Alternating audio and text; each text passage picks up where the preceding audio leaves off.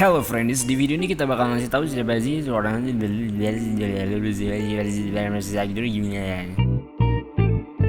Halo, nama gue Wahyu Sony Ardiansah, biasa dipanggil Sony. Gue mahasiswa arsitektur angkatan 2020. Kenalin, nama aku Cia Zahra, biasa dipanggil Ara. Ya, di sini aku angkatan 2019. Halo, nama gue Muhammad Rifki Haikal, biasanya dipanggil Haikal. Gue mahasiswa arsitektur angkatan 2019. Halo semua, nama gue Muhammad Afif Fadili. Tapi kalau di kampus itu biasa dipanggil Afdil. Angkatan arsitektur 2016. Kali nama gue Ivan Alfian di arsitektur angkatan 2019 tadinya. Halo friendies, kenalin gue Vera, mahasiswi arsitektur 2018 sebagai manajer Distorsi Team. Oh, jadi gue kamu bikin distorsi lah. Gue Distorsi Team dari Content Research. Videographer. Di sini gue sebagai bagian dari Distorsi Team. Part of Distorsi. Asal dari mana? Asal gue dari Tangerang. Gue asli Bandar Lampung. Gue dari Lampung sih. Dari Bogor. Asal gue dari Kota Bekasi. Asal itu sebenarnya banyak ya asal gue nih. Bingung mau nyebut asal dari mana. Kalau asal kelahiran itu di Palembang. Kesibukannya apa sekarang? Kesibukannya ya pasti kuliah, ngurusin Distorsi.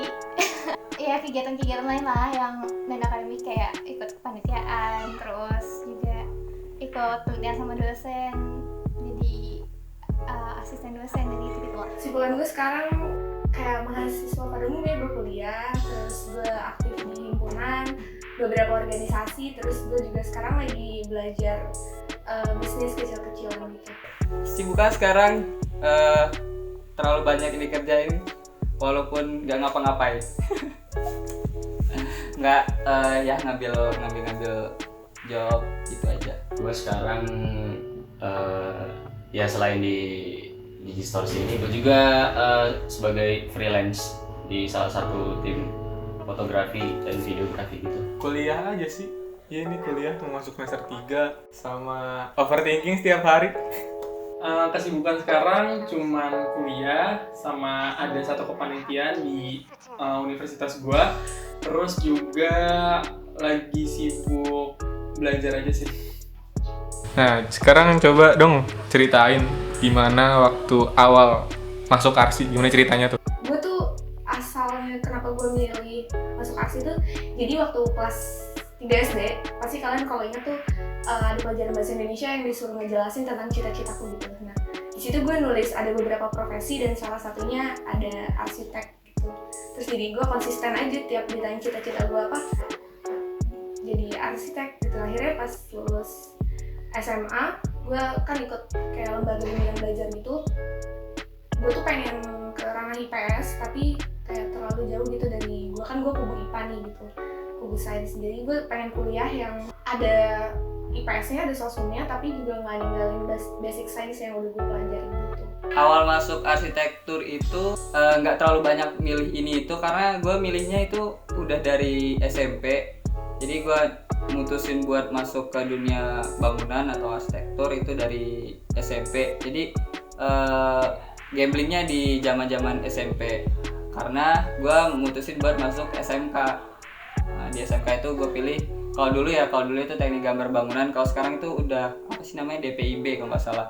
Masuk arsinya itu kemarin juga terbilang nggak terlalu effort ya karena masuknya lewat SNM. Jadi ya masuk dari nilai rapot gitu. Alhamdulillah masuk dan sekarang udah lulus. Awalnya sebenarnya nggak bakal ngira, kayak dulu tuh sempat kepikiran aku kalau misalnya nanti kuliah pengennya depan buku sambil nyatet bikin rama kuman bagus, terus ngitung-ngitung ngapain gitu. Akhirnya malah gambar everytime everywhere. Ya ada kucing. Awalnya kepikiran masuk ke jurusan astronomi, cuma kebetulan astronomi cuma satu jurusan, satu prodi doang yang ada di semua kampus di Indonesia kan. Nah terus kebetulan orangnya hampir setara sih di semua bidang, Jadi yang itu bikin susah. Karena apa? Ya karena nggak punya spesifikasi khusus, tolong gimana gitu. Dan akhirnya gimana cara ngegabungin kemampuan-kemampuan itu, termasuk juga dari seninya juga lumayan tinggi, tapi gimana dia tuh jurusannya masih bisa di IPA. Nah, akhirnya dipilih si arsitektur tersebut. Gue baru kepikiran kuliah arsi itu waktu SMA kelas 3. Ya dulu waktu SMA gue kepikiran kayak, karena gue IPA juga kan, gue bener-bener masuk arsi minatnya karena emang berangkat dari suka gambar doang. Jadi ceritanya dari kelas 12 tuh ya, kan kayak zaman-zamannya milih, saat-saatnya milih jurusan tuh. Situ tuh gue bingung tuh ganti-ganti tuh jurusan. Mau masuk FK, teknik ini, teknik itu, pokoknya ganti-ganti banyak. Nah terus di situ tuh gue baru sadar, gue kan kayak bisa gambar nih, kayak lumayan jago lah ya gambar. Nah kenapa nggak masuk jurusan yang ada gambar-gambarnya? Nah di sini kepikiran lah arsitek gitu. Sebenarnya dari kecil udah senang banget tuh ngeliat gedung-gedung kan. Terus juga emang basicnya suka gambar. Cuman emang belum jago gambar gitu. Nah, karena gue suka gambar dan ternyata emang relate sama kehidupan arsitektur, makanya gue pilih arsitektur sebagai jurusan gue untuk menempuh jenjang pendidikan. Lu kan udah memilih arsitektur untuk jenjang pendidikan lu sekarang. Tujuannya apa sih lu masuk ke arsitektur ini? Karena gue ingin bisa menghasilkan banyak uang dan juga bermanfaat pastinya buat orang lain kan. Ya awalnya jadi arsitek. Cuman di luar ekspektasi gue sih. Sebelum bilang mau punya suami arsitek, tujuan gue masuk arsitektur itu sekarang realistis deh, gue nggak dapet suami arsitek juga nggak apa-apa. Pengen lanjut aja dari yang gue tulis itu. Apa ya tujuan gue masuk arsitek? Arsitektur gue bingung deh. Bingung sendiri dan. Tapi nggak apa kalau misalnya lo udah mau punya suami arsitek juga. Iya. Tujuan gue masuk arsitektur, gue pengen punya suami arsitek. Jadi kalau gue diajak ngobrol, kayak connect aja gitu, gue ngerti apa yang dia obrolin. Ya pasti masih pengen jadi arsitek. Cuma dalam proses perjalanannya itu kan adalah lika-likunya yang gak sesuai sama apa yang diekspektasikan di awal. Cuma masih berusaha keras untuk tetap pada akhirnya nanti menjadi arsitek. Yang pastinya sih mau jadi arsitek ya. Iya, amin. Terus itu aja sih. Tujuan masuk arsitektur, oh ya, awalnya tuh pilihan gamblingnya cuma tinggal 2 ya, arsitektur sama sipil. Masuk sipil juga enak kayaknya, ngerti tentang seluruh bikin bangunan dari awal sampai akhir juga, ngikutin kayak gitu kan. Jadi buat tujuannya itu awalnya itu ada 2 gitu, jadi kayak ya kerja di kontraktor kayak gitu atau jadi arsitek, itu tujuannya. Ya sampai sejauh ini sih pengen jadi arsitek sekarang, cuma ya tahu sendiri lah ya, susah. Ada aja halangannya. Oke, tapi betah nggak sih Kak di arsi? Entah nggak ya? Betah banget. Betah sih. Betah nggak ya? Ada paksaan. Betah deh, betah ya betah. Kalau ekspektasi sih sesuai lah. Soalnya gue tipe yang sebelum masuk sesuatu itu, masuk jurusan sesuatu itu bakal ngeriset dalam-dalam, ngorek dalam-dalam sampai blok-blok mahasiswa tuh gue baca-bacanya semua. Jujur ya, gue waktu semester 2 itu udah ada rencana mau pindah kampus, pindah jurusan, karena kayak di kampus gue itu ada namanya tahap persiapan bersama yang gue tuh kayak udah bosan aja gitu belajar fisika dasar, kimia dasar, matematika dasar. Kapan gue kuliah yang bener-bener kuliah gitu, yang kayak teman-teman gue lainnya. Alhamdulillah sesuai ekspektasi, yang gak tidur, yang jarang makan, yang capean, yang ya udahlah gitu, sesuai ekspektasinya. Betah. Kalau betah masih betah, Masih betah, Masih untuk betah. sekarang masih betah ya. belum gimana gitu ya. Betah nggak di arsitektur? Betah banget sih di arsitektur. Kayak ya arsitektur itu selain pelajarannya gue suka, selain gambar-gambarnya gue suka, modal utama gue bertahan di arsitektur ya karena suka gambar aja gitu. Kalaupun gue bosen sama materinya ya gue tinggalin aja materinya, kayak dosen ngejelasin gitu ya gue bodo amat aja gitu, walaupun gue nggak ngerti nanti ya belajar lagi gitu. Terus kalau sesuai ekspektasi atau enggak sesuai, karena udah ngejalanin SMK itu 3 tahun, jadi kayak ngulang SMK tapi dengan teori yang lebih dalam gitu. Betah nggak sih lo di RC dan apa Udah sih? kelihatan ya nggak sih? Iya. Awalnya sesuai, semester 1, semester 2 tuh gue ngerasa kayak, wah anjir gue di sini banget. Terus support kawan itu bener-bener kuat banget sih. Kalau menurut lu setelah melewati RC nih, udah lulus dari arsitektur, benefit lu dari arsitektur apa?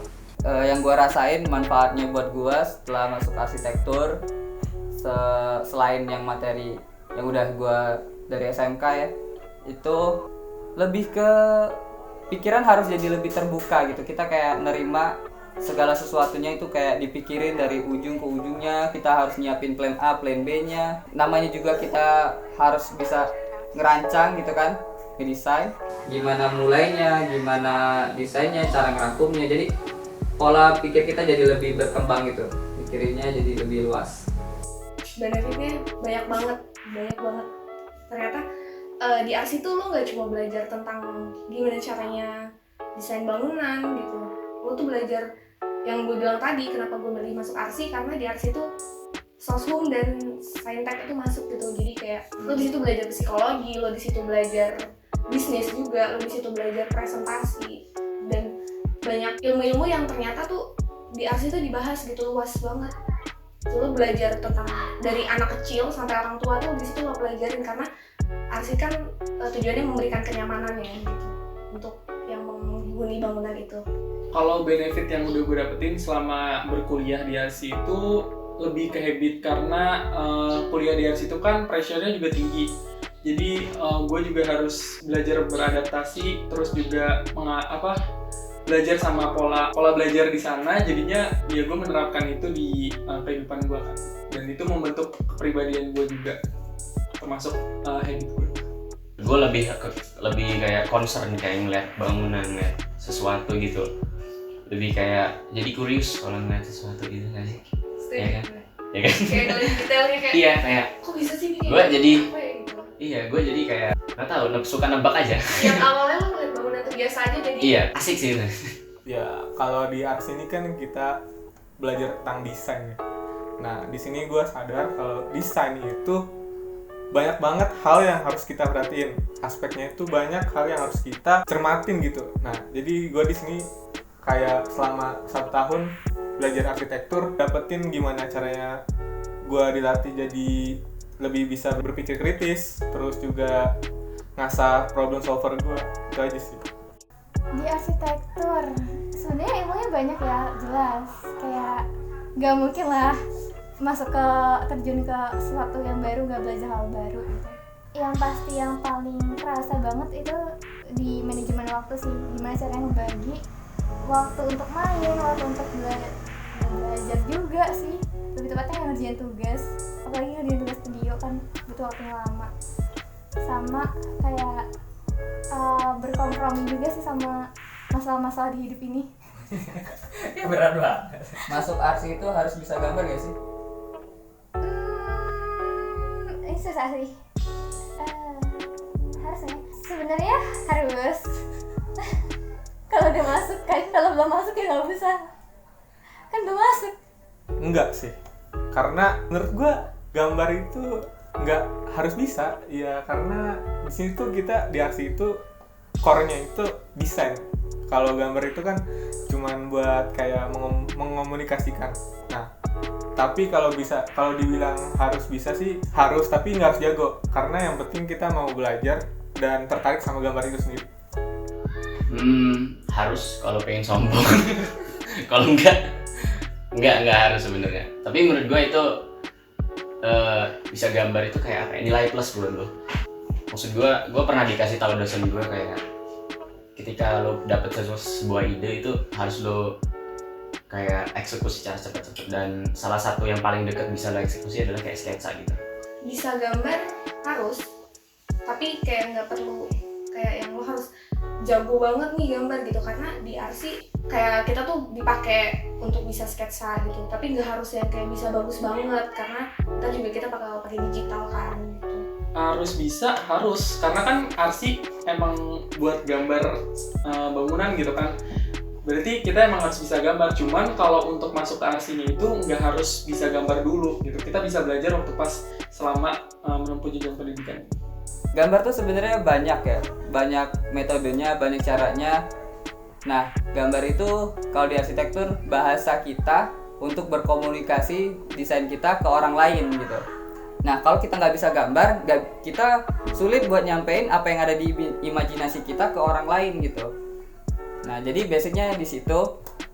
Kalau yang kalian pikirin gambar itu cuman coret kertas terus ngehasilin gambar doang, itu masih sebagian kecil dari gambar yang ada di arsitektur. Gambar tuh kalian bisa nanti 3D modeling itu juga ngegambar, terus bisa nge-CAD, gambar 2 dimensi digital kayak gitu, terus nanti bikin poster, bikin bikin slide presentasi kayak gitu.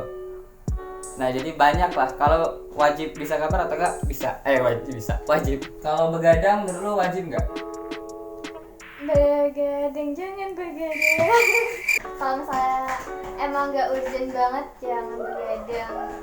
Penting itu karena ya untuk menyelesaikan tugas itu sih pentingnya. Tapi kalau enggak, tidur terbaik sih. Karena kalau di arsi tidur sangat berharga, pasti kerasa. Enggak dong. Kalau misalnya lu emang bisa ngatur waktu kalian, bisa kok nggak begadang gitu. Dan menurut gue begadang juga bukan salah satu hal yang bagus kan. Kayaknya kalau buat gue wajib deh, karena gue tipe yang deadliners akut, sumpah, nggak bohong. Gue nggak bisa ngerjain awal-awal. Kalau ngerjain awal-awal tuh aneh aja gitu kayak. Terus juga bener kata orang-orang, kebanyakan kayak ilham atau inspirasi itu datangnya di mepet-mepet deadline. Jadi gue nggak bisa ngerjain di awal. Nggak wajib sih, ada beberapa orang yang memang manajemen waktunya bagus, mereka bisa nih nggak begadang gitu. Tapi kalau gue pribadi, karena gue deadliners banget, jadi gue mau nggak mau harus begadang gitu. Begadang itu makruh guys, nggak boleh begadang itu. Tapi gue sering begadang karena kalau nggak deadline tuh kata orang ya nggak keluar idenya. Tapi emang bener sih kayak gitu, kayak ada tekanan gitu. Pernah nggak insecure? Terus kalau pernah karena apa? Di arsitektur kalau gue insecure-nya mungkin lebih ke ngelihat perkembangan arsitektur di luar sana gitu ya. Kayak di luar orang seumuran kita gitu udah menang sayembara ini itu, sedangkan gue ngatur jadwal buat diri gue, buat kuliah gue aja susah gitu. Ya walaupun kuliahnya juga termasuk aman gitu ya, nggak gimana, tapi effort buat ngejar itu juga susah gitu. Jadi buat fokus kuliah susah, belum lagi ada kegiatan ini itu kan. Jadi buat insecure itu lebih ke situ, lebih berat mikirin orang lain, jadi kayak ngebandingin diri gitu. Ngerasa insecure pernah banget dong, apalagi ngelihat teman-teman yang udah ada progresnya gitu kan. Terus juga dapat hasil yang bagus-bagus, terus ngelihat hasil kita sendiri kok nggak sesuai sama ekspektasi kita. Ya jadi sering introspeksi yang jatuhnya malah insecure gitu, karena ngebandingin juga kan. Gue tuh lebih insecure ke progres sih. Banyak teman-teman gue yang kok minggu segini dia udah banyak banget ya progresnya, dia ngelakuin apa sih, terus gue tuh ngapain aja sih selama ini, kenapa gue nggak bisa kayak gitu. Gue lebih insecure ke situnya sih. Insecure pasti kayak desain gitu, progres teman-teman gue. Nggak pernah sih, gue orangnya pede-pede aja. Habis. Sering, apalagi kalau dia mau pengumpul tugas anak-anak itu, teman-teman itu pada nge-share tugas mereka di semua platform media sosial yang mereka punya. Terus kayak pas ngebandingin sama punya sendiri tuh kayak, ini tuh apa? Kan sampah banget punya gue. Gitu perasaannya yang dirasakan. Sekarang masuk ke sesi distorsi. Menurut lo distorsi itu apa? Distorsi itu tempat kita untuk menuangkan pikiran, terus juga berdiskusi bersama. Habis itu ya memberikan informasi tentang dunia arsitektur sama teman-teman semua. Menurut gue distorsi itu tempat kalian sharing, tempat kalian bertanya, tempat kita memberikan ilmu gitu. Jadi semua hal tentang arsitektur tuh bisa kalian tanyain di situ, bisa kalian diskusin di situ. Bahkan kalau misalnya mau ngasih pendapat dari friendies mau ngasih pendapat ke kita itu diterima banget sih sama kita. Lebih ke circle positif ya, circle positif. Karena di sini gue benar-benar diajak buat berkembang. Teman-temannya benar-benar habis. Tempat tumbuh dan berkembang. Karena di distorsi jujur lebih banyak belajarnya sih daripada ngerjain sesuatunya. Emang. Tapi enggak, insya Allah nanti kedepannya bakal update terus dari distorsi. Kegajian materinya pasti seru kok. Alasan mau masuk distorsi itu kenapa? Awalnya gue diajak nih sama salah satu tim distorsi, terus gue tuh sadar gue tuh di bidang desain kayak masih belum terlalu baik dibanding teman-teman gue yang lain. Terus gue ngelihat ternyata ada loh bidang arsitektur lain yang bisa gue dalami nih, bisa gue pelajari lebih detail nih. Salah satunya itu bikin microblog, terus yang ngejelasin tentang ilmu arsitektur. Di jurusan arsitektur tuh lo nggak harus bisa banget ngedesain gitu, tapi banyak bidang yang bisa orang pelajarin di situ, kayak misalnya fotografi, bikin blog, bikin majalah, salah satunya majalah arsitektur gitu. Gue kan emang orangnya itu nggak bisa diem aja gitu ya, harus dinamis, harus bergerak. Kayak gue pengen explore diri gue gitu loh, buat ngejalanin sesuatu yang baru. Nah kebetulan kan kayak gue lumayan kenal nih sama Cutting. Nah Cutting ini tuh ngelahirin distorsi ini, ngebangun distorsi. Nah di sini gue langsung tertarik lah, karena kayak emang gue ada ketertarikan buat mempelajari content creation atau kayak platform semacam akun-akun IG gitu kan. Dan tanpa ragu gue langsung ikut opreknya dan alhamdulillah bisa gabung di sini. Waktu di awal itu gue sama salah satu foundernya diajak buat ngebikin suatu platform yang emang itu ngebahas tentang perarsitekturan duniawi. Mungkin sekarang gue lebih juga ke, gue udah nggak di arsitek, tapi gue masih interest banget sama arsip. Dan mungkin salah satu tempat yang bisa gue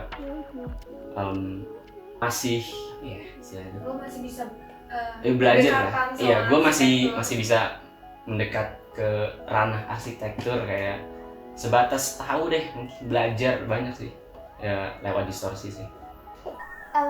Di tahun 2021 challenge ke diri sendiri adalah ikut sebuah komunitas ataupun apapun itu yang bisa bikin berkembang. Terus kemudian ada Cutting sebagai founder dari distorsi sendiri yang bikin distorsi kan. Nah terus mikir kayak gila keren juga nih kalau misalnya satu bisa sampai ikut. Nah abis itu ternyata jadi distorsi sendiri bikin open recruitment. Dan di situ kayak ngeliat kayak wah peluang besar nih untuk belajar banyak hal, terus ikut gabung juga sama distorsi. Jadi akhirnya oke, ciao kita ikut distorsi. Alasan gue pengen gabung karena sebenarnya pada tujuan awalnya gue pengen berbagi sama orang-orang juga kan tentang pikiran gue dan lain sebagainya, dan juga menurut gue distorsi itu salah satu platform yang baik buat teman-teman semua. Harapan kedepannya buat distorsi apa?